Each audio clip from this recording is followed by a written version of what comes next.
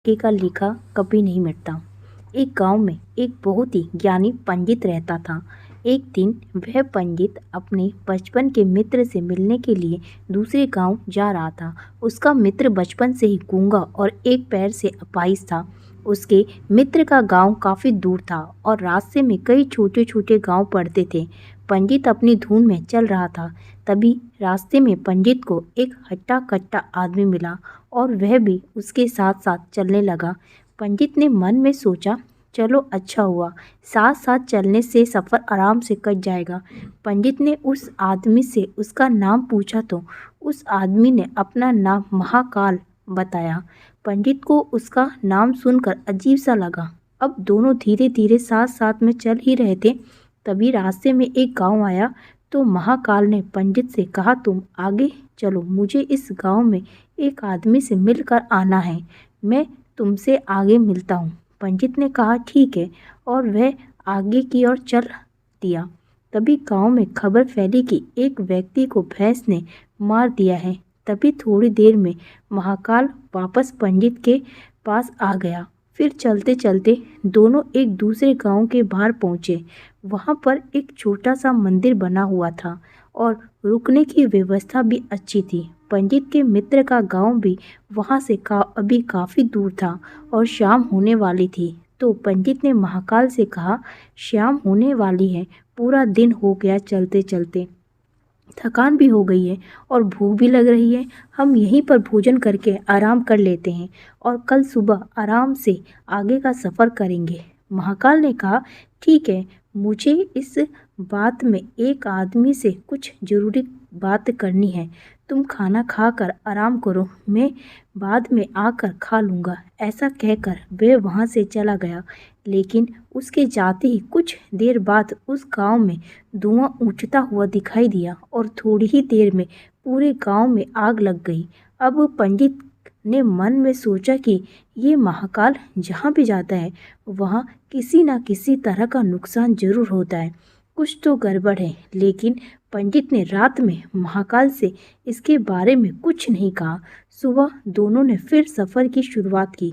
थोड़ा आगे चले और एक गांव आया तो महाकाल ने फिर पंडित से कहा कि तुम आगे चलो, मैं कुछ देर में आगे मिलता हूँ, मुझे इस गांव में भी थोड़ा ज़रूरी काम है, मैं काम निपटा कर आता हूँ। ये कहकर महाकाल जाने लगा। लेकिन इस बार पंडित आगे नहीं बढ़ा बल्कि वहीं खड़ा होकर महाकाल को देखता रहा कि ये कहाँ जाता है और क्या करता है। तभी लोगों की आवाज़ सुनाई दी कि किसी व्यक्ति को सांप ने काट लिया है और वह मर गया है। ठीक उसी समय महाकाल पंडित के पास पहुंच गया। लेकिन इस बार पंडित ने महाकाल से पूछ ही लिया, तुम जिस भी गांव में जाते हो वहाँ कोई ना कोई नुकसान जरूर होता है, क्या तुम मुझे बता सकते हो ऐसा क्यों हो रहा है? इस पर महाकाल ने जवाब दिया कि पंडित जी, आप तो मुझे बहुत बड़े ज्ञानी लगते हो, इसलिए मैं आपके साथ आया था, क्योंकि ज्ञानी पुरुषों का संग सदा अच्छा होता है, परंतु आप अभी तक मुझे समझे नहीं पाए। पंडित ने कहा, मैं समझ गया हूँ, लेकिन मुझे थोड़ी शंका है, इसलिए आप स्वयं अपना परिचय दे दीजिए। महाकाल ने जवाब दिया, मैं यमदूत हूँ और यमराज की आज्ञा से उन लोगों के प्राण हरने आया हूँ जिनकी आयु पूरी हो चुकी है। पंडित को पहले से ही इस बात की शंका थी, फिर भी महाकाल के मुख से सुनकर पंडित घबरा गया। लेकिन फिर से हिम्मत करके पूछने लगा कि अगर ऐसी बात है तो तुम मुझे बताओ कि अगली मृत्यु किसकी है? यमदूत ने जवाब दिया, अगली मृत्यु तुम्हारे उसी मित्र की है जिससे तुम मिलने जा रहे हो और उसकी मृत्यु का कारण भी तुम ही बनोगे। यह सुनकर पंडित घबरा गया। पंडित ने सोचा कि मेरे कारण मेरे मित्र की मृत्यु हो जाएगी तो अच्छा यही होगा कि मैं अपने मित्र से मिलने ही नहीं जाऊंगा, कम से कम मैं तो उसकी मृत्यु का कारण नहीं बनूंगा। महाकाल ने कहा, तुम जो सोच रहे हो वह सब मुझे पता है। अगर तुम्हारे अपने मित्र से मिलने ना जाने से नियति नहीं बदल पाएगी, तुम्हारे मित्र की मृत्यु निश्चित है और वह अगले कुछ ही क्षणों में घटित होने वाली है। महाकाल के मुंह से ऐसी बात सुनकर पंडित के दिल को झटका सा लगा, क्योंकि महाकाल ने उसके मन की बात जान ली थी, जो कि एक साधारण व्यक्ति के लिए संभव नहीं है। अब तो पंडित को विश्वास हो गया कि यह महाकाल सचमुच में ही यमदूत है। वह अपने मित्र की मृत्यु का कारण ना बने, इसलिए पंडित पीछे की ओर मुड़ा और अपने गांव की ओर जाने लगा। परंतु जैसे ही पंडित मुड़ा, उसका मित्र तेजी से उसकी ओर आता दिखाई दिया। वह पंडित को देखकर बहुत खुश दिख रहा था, लेकिन वह एक पैर से अपाहिज होने के कारण उसे आने में समय लग रहा था। लेकिन जैसे ही वह पंडित के पास पहुंचा, तो उसकी अचानक हृदयाघात के कारण मृत्यु हो गई।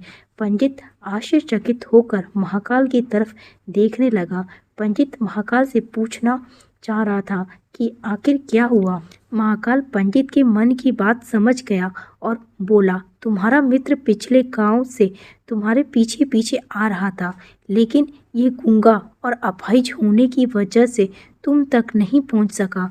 उसने पूरी ताकत लगाकर तुम तक पहुंचने की कोशिश की, लेकिन बुढ़ापे में बचपन जैसी ताकत नहीं होती है, इसलिए हृदयाघात के कारण उसकी मृत्यु हो गई। क्योंकि तुमसे मिलने के लिए अपनी गति की सीमा को लांघते हुए वह तुमसे मिलने के लिए पीछे पीछे भाग रहा था, इसलिए अपने मित्र की मृत्यु का कारण तुम ही बने। पंडित एक ज्ञानी व्यक्ति था, इसलिए यह भी जानता था कि मृत्यु पर किसी का बस नहीं चलता। सभी जीवों को एक ना एक दिन मरना ही है। यही सोचकर उसने अपने आप को संभाल लिया। लेकिन अचानक पंडित के मन में स्वयं की मृत्यु के बारे में जानने की इच्छा हुई, इसलिए उसने महाकाल से पूछा, जब मृत्यु मेरे मित्र की होनी थी तो तुम शुरू से ही मेरे साथ क्यों चल रहे थे? महाकाल ने जवाब दिया, मैं तो सभी के साथ चलता हूँ, लेकिन लोग मुझे पहचान नहीं पाते हैं, क्योंकि लोगों के पास अपनी समस्याओं के अलावा किसी और व्यक्ति, वस्तु या घटना के बारे में सोचने, समझने और देखने का समय ही नहीं होता है। पंडित ने कहा, क्या तुम बता सकते हो कि मेरी मृत्यु कब और कैसे होगी? महाकाल ने कहा, हालांकि किसी सामान्य जीव को ये जानना उचित नहीं है, क्योंकि कोई भी जीव अपनी मृत्यु के बारे में जानकर घबरा जाता है, लेकिन तुम ज्ञानी व्यक्ति हो, इसलिए तुमने अपने मित्र की मृत्यु को आसानी से सहन कर लिया है। उसे देखकर लगता है कि तुम अपनी मृत्यु के बारे में जानकर भी दुखी नहीं होवोगे।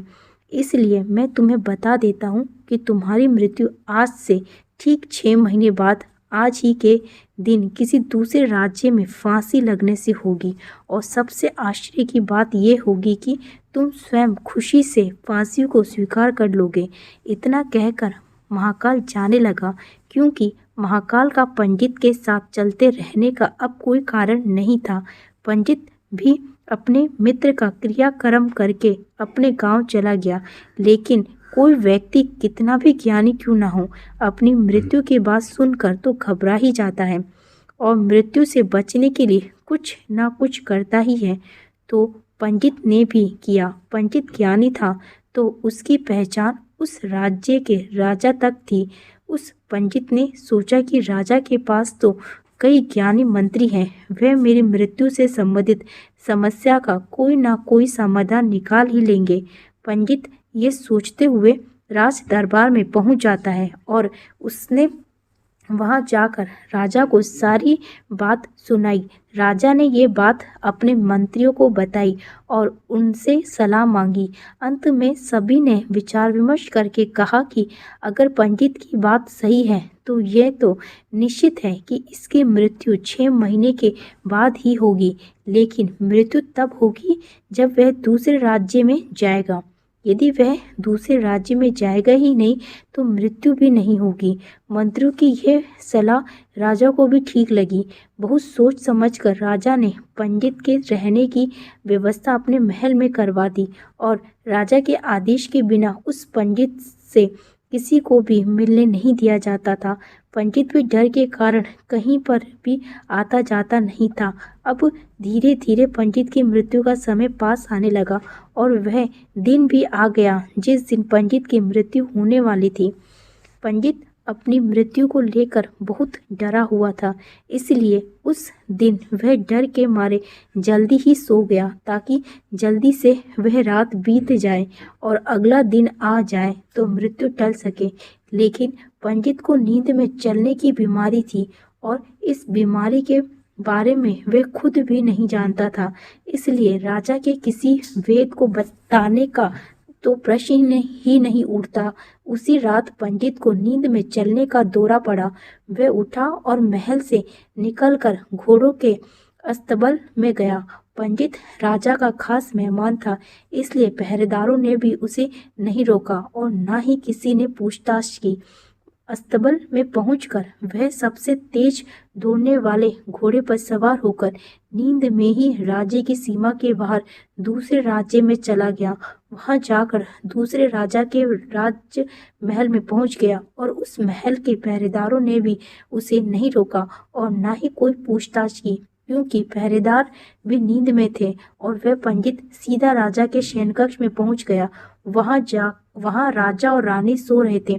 पंडित वहां जाकर उनके साथ सो गया। सुबह हुई तो राजा ने पंडित को रानी के बगल में सोया हुआ देखा, जिससे राजा बहुत क्रोधित हुआ और पंडित को पहरेदारों ने पकड़ लिया। अब पंडित को कुछ समझ में नहीं आ रहा था कि आखिर दूसरे राज्य में और राजा के शयन कक्ष में वह कैसे पहुंच गया। अब राजा ने पंडित को दरबार में हाजिर करने का हुक्म दिया। कुछ देर बाद पंडित को लाया गया और पंडित को देखकर राजा ने तुरंत क्रोधित होकर पंडित को फांसी पर चढ़ाने देने का आदेश दे दिया। फांसी की सजा सुनकर पंडित घबरा गया, फिर भी थोड़ी हिम्मत करके राजा से कहा कि मैं ये नहीं जानता हूँ कि मैं राजमहल में कैसे पहुँचा और आपके शयन कक्ष में कैसे आया और आपके पहरेदारों ने मुझे रोका क्यों नहीं, लेकिन मैं इतना जानता हूँ कि आज मेरी मृत्यु होनी थी और अब सच में होने जा रही है। राजा को यह बात थोड़ी सी अटपटी लगी। राजा ने पूछा कि तुम्हें कैसे पता है कि आज तुम्हारी मृत्यु होनी है? तुम कहना क्या चाहते हो? राजा के ऐसा कहने पर पंडित ने महाकाल से मिलने की सारी घटना सुना दी और कहा कि राजन, मेरा क्या किसी भी सामान्य व्यक्ति में इतना साहस नहीं है कि वह आपके शयन कक्ष में आपकी उपस्थिति में रानी के पास चला जाए और सो जाए। राजा को पंडित की बात पर थोड़ा सा यकीन तो हुआ, परंतु राजा ने सोचा कि यह मौत से बचने के लिए महाकाल और अपनी मौत की कहानी बना रहा है। इसलिए राजा ने पंडित से कहा, यदि तुम्हारी यह बात सत्य है और आज तुम्हारी मृत्यु का दिन है जैसा कि तुम्हें महाकाल ने कहा था, तो तुम्हारी मृत्यु का कारण मैं नहीं बनूंगा और यह बात झूठी निकली तो निश्चित ही आज तुम्हारी मौत का दिन होगा। क्योंकि पड़ोसी राज्य का राजा उसका मित्र था, उसने तुरंत सैनिकों के हाथ उस राजा को संदेश भेजा और पंडित की बात की सत्यता का प्रमाण मांगा। भेजे गए सैनिक वापस लौट आए और उन्होंने कहा, महाराज, पंडित जो कह रहा है वह बिल्कुल सत्य है। दूसरे राज्य के राजा ने पंडित को रहने के लिए अपने ही महल में व्यवस्था कर रखी थी और पिछले 6 महीने से पंडित राजा का मेहमान था। कल राजा इससे अंतिम बार मिले थे। इसके बाद इस राज्य में ये कैसे पहुंचा, इसकी जानकारी किसी को नहीं है। इसलिए उस राज्य के राजा के अनुसार पंडित को फांसी की सजा देना ठीक नहीं है। लेकिन राजा के लिए एक नई समस्या आ गई, क्योंकि उसने बिना कुछ जाने ही पंडित को फांसी की सजा सुना दी थी। इसलिए अगर फांसी नहीं दी जाए तो राजा के कथन का अपमान हो जाएगा और अगर राजा के द्वारा दी गई सजा का मान रखा जाए तो पंडित की बिना वजह ही मृत्यु हो जाएगी। राजा ने अपने मंत्रियों से इस बारे में सलाह ली। मंत्रियों ने सुझाव दिया कि महाराज, पंडित को एक कच्चे सूत से फांसी लगवा दो, इससे आपके कथन का मान भी रह जाएगा और पंडित को भी फांसी नहीं लगेगी और इसके प्राण बच जाएंगे। राजा को यह सुझाव अच्छा लगा। अब पंडित के लिए सूत के कच्चे धागे का फांसी का फंदा बनाकर पंडित को फांसी पर चढ़ाया जाने लगा। सभी खुश थे कि ना तो पंडित मरेगा और ना ही राजा का वचन झूठा जाएगा।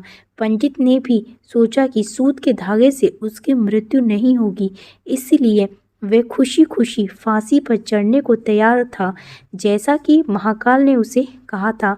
लेकिन जैसे ही पंडित को फांसी दी गई, सूत का धागा तो टूट गया, लेकिन टूटने से पहले उसने अपना काम कर दिया था। पंडित के गले की नस से सुई के धागे से कट चुकी थी और पंडित जमीन पर तड़प रहा था और देखते ही देखते पंडित की मौत हो गई। पंडित को मरते देख सभी आश्चर्यचकित हो गए। किसी को विश्वास ही नहीं हो रहा था कि इस धागे से किसी की मौत हो सकती है, लेकिन नियति ने अपना काम कर दिया। कहते हैं ना, जो होना है वह होकर ही रहता है, इसलिए भाग्य का लिखा कभी नहीं मिटता। वीडियो अगर पसंद आया हो तो वीडियो को लाइक और चैनल को सब्सक्राइब करें और अपने दोस्तों के साथ शेयर करें। धन्यवाद।